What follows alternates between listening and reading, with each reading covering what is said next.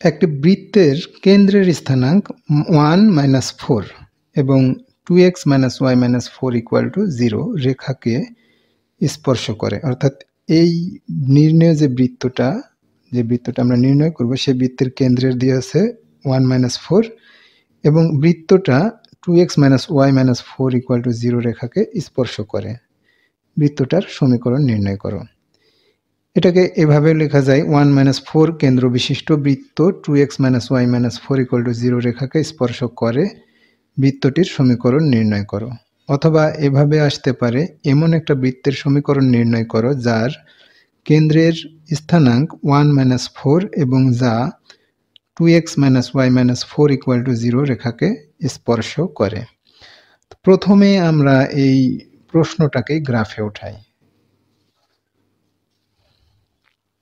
এইভাবে যে x এটা x prime, y prime.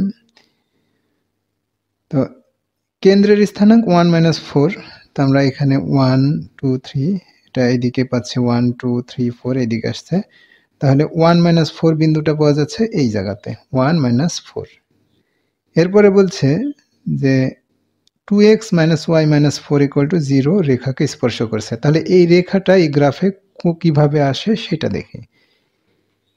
2x - y - 4 = 0 এটাকে যদি আমি উভয় অক্ষে ছেদ করে এরকম রেখার সমীকরণ নির্ণয় করি তাহলে এটা x/2 তারপরে প্লাস y/-4 = 1 এইরকম আসে। অর্থাৎ এটা x অক্ষে 2 0 বিন্দুতে ছেদ করে আর y অক্ষে 0 - 4 বিন্দুতে ছেদ করে। তো এখানে 2 0 এই পয়েন্টে পাচ্ছি আর 0 - 4 হচ্ছে এই পয়েন্টে পাচ্ছি।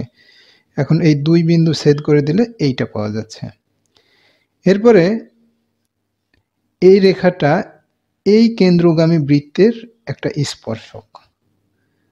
তাহলে বোঝা যাচ্ছে যে এই বৃত্তটার ব্যাসার্ধ হবে এই স্পর্শকের উপর লম্ব। এই বৃত্তটার ব্যাসার্ধ এই বিন্দু থেকে এই রেখার উপরে লম্ব দূরত্বটাই হবে এই বৃত্তের ব্যাসার্ধ। কেন্দ্র থেকে এই স্পর্শকের উপরে যে লম্ব দূরত্ব সেটাই হবে নির্ণয় বৃত্তের ব্যাসার্ধ। ব্যাসার্ধ পেলে আমরা অঙ্কের সমীকরণটা নির্ণয় করতে পারব। এখন কেন্দ্র 1 - 4, স্পর্শক 2x - y - 4 = 0। অতএব কেন্দ্র 1 - 4 হতে স্পর্শকের কি 2x - y - 4 0 এর উপর লম্ব দূরত্ব সমান, লম্ব দূরত্বের সূত্র আমরা জানি যে x1 y1 বিন্দু হতে ax + by + c = 0 রেখার লম্ব দূরত্ব হচ্ছে ax1 + by1 + c √a² + b²। তো এইটা অনুসারে আমরা লিখব এটা x1 y1, এটা হচ্ছে সেই রেখা। তাহলে 2 × 1 - y হচ্ছে -4 - 4 বাই x এর সহগ হচ্ছে a² মানে 2² y এর সহগ হচ্ছে b² মানে 1 আর mod of চিহ্ন। তাহলে এখানে পাচ্ছি 2 + 4 - 4 ভাগ √4 + 1, এটা সমান পাওয়া যায় 2/√5। তাহলে এটা আবার বলছি আমরা এটার ব্যাসার্ধ, নির্ণয় বৃত্তের ব্যাসার্ধ, কারণ কেন্দ্র থেকে এর উপর লম্ব দূরত্বটাই হচ্ছে নির্ণয় বৃত্তের ব্যাসার্ধ। এখন কেন্দ্র দিয়ে আছে, ব্যাসার্ধ পেলাম, তাহলে বৃত্তটার সমীকরণ কত হবে? কেন্দ্র h কে ব্যাসার্ধ r হলে বৃত্তের সমীকরণ হয় x - h² + y - k² = r²। তাহলে কেন্দ্র আমাদের দেওয়া আছে, অতএব কেন্দ্র 1 - 4 ব্যাসার্ধ আমরা পেলাম কত? ব্যাসার্ধ পেলাম 2/5। অতএব বৃত্তের সমীকরণ